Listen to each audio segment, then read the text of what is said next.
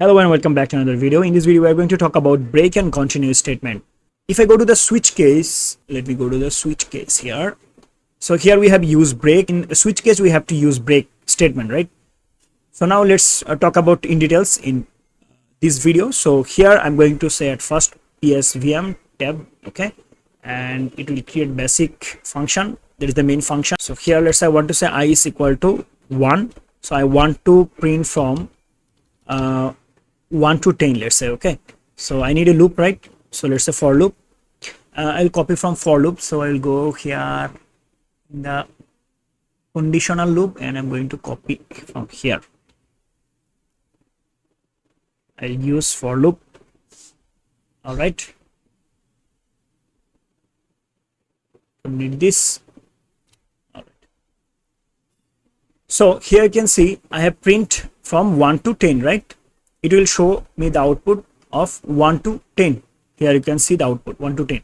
But let's say I don't want to show 6 here.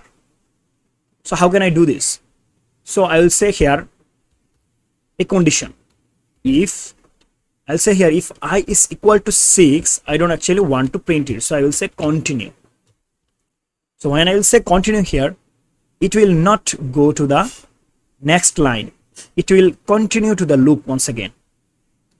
So I value is 1, it will print 1. Why? Because it will check I is equal to 1. No, so it will actually print 1.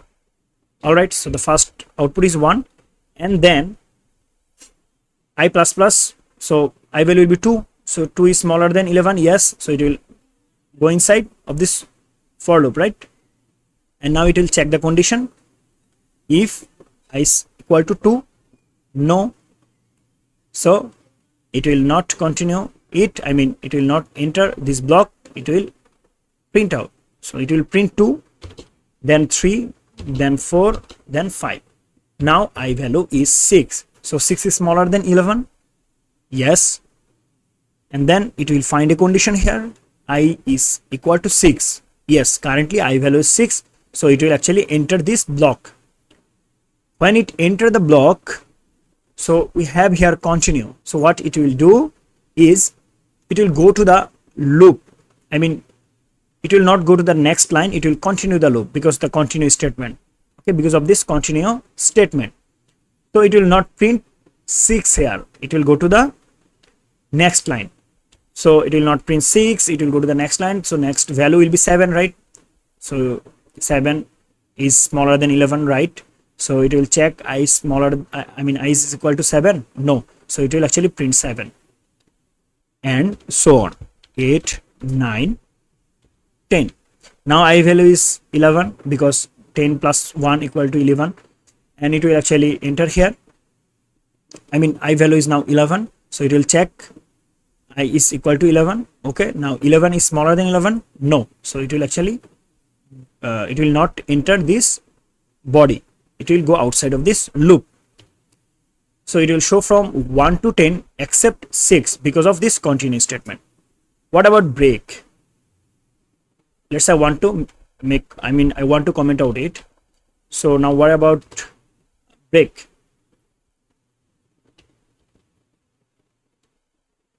So I'll go here and I'll copy it. Now let's talk about break. So break will break the loop. Continue will continue the loop, and break will break the loop. Let's say I want to show from 1 to 5. Then when the I value will be 6, the code will be terminated. So how can I do this? I will say if I value is equal to 6, actually I'm going to show I value from 1 to 5, and when I value will be 6, it will break the loop here. Okay, it means it will now it will not continue the loop, it will break the loop, so it will go outside when the I value is 6. So first of all I value is 1, so it will print 1. When the I value is 2, it will print 2. For 3, 3, and then 4, then 5. Now I value is 6, so it will check this condition. Yes, the condition is true, then it will actually break the code. So it will go outside the code. It will not print other number. So now let's check. If I run the code, here you can see it will show from only 1 to 5. So I hope you understand what is continue and what is break. Continue will actually continue the loop and break will break the loop. That's it. Thank you so much for watching. See you in the next video. Till then, goodbye.